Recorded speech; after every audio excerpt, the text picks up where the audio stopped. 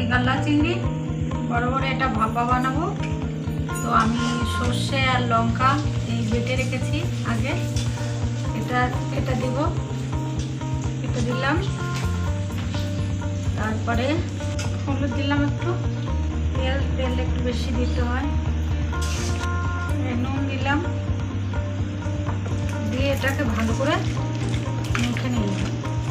আর জল একটু, চিংড়ি মাছের জল ছাড়ে, তো এর জন্য বেশি জল দেওয়া যাবে না,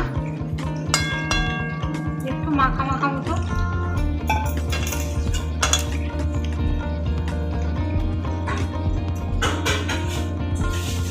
এটাকে এখন আমি বসাবো ধিমে আগুনে, অল্প গ্যাসটাকে একটু কম করে, বাস হয়ে যাবে।